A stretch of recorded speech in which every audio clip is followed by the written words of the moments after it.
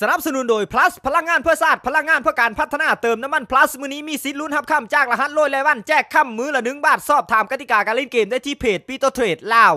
สบายดีพี่โพเซเน็ตควายเป็นสัตว์ชนิดหนึ่งที่เกิดมาอาภัพพ่อๆกับอีลาน้อยพ่อใจที่มีทุกอย่างยกเว้นผูก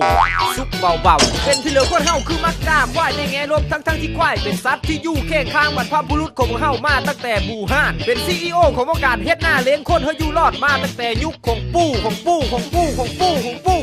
ฮาค่อยเลยคล้องเจอว่าเฮาโกรธแค้นควายพี่เหลือนักหนาสู่ตอนมันยังเป็นกันด้ามันพ่อมันตายก็กินซีนมันนั่งมันก็เอามาเฮ็ดหน้ากองตีทุกมือมีหูจบสิ้นเฮามันก็เอามาเฮ็ดสะไนเป้ากินคนขี้มันน่ะบ่เรื่องควายน่ะพอเห็นคนโง่ๆผัดด่าว่าควายคนหนึงจูงควายให้กินหญ้าอยู่ตามแคมทางประมาณ10ตัวราคายังต่ำประมาณ50 ล้านกีบผัดว่าเราทุกบางคนที่มีไอโฟนราคา5 ล้านกีบผัดว่าโลย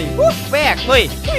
และบางครั้งเห็นพวกวัยรุ่นขี่รถจักรเป็นขบวนตามทางกระด้าเขาบอกโอ้ยหาสูควายอ้าวสูมีตาบอกอันพวกขับรถน่ะมันมีแม่นควายแต่มันเป็นคนที่ขับรถแบบควายมีระเบียบก็อาจจะแม่นสำหรับควายในบางพื้นที่แต่สำหรับควายที่มีการศึกษาระดับประถมสมบูรณ์แล้วมันจะย่างซ่าซ่ายเฉพาะตอนกินหญ้าอยู่ทงหน้าเท่านั้นแต่เมื่อย่างตามเส้นทางแล้วมันก็ย่างเป็นระเบียบเรียบร้อยกว่าคนนี่คือกับควายกลุ่มนี้ที่ผ่านการฝึกอบรมด้านสามัญสำนึกมาเป็นอย่างดีอายควายบนละบ้านนี้ยังมีจิตสำนึกเคารพกฎจราจรถ้าเป็นควายคนนี้สิมัดแพร่แดงเขาเป็นเยาวชนควายก้าวหน้าไปเลย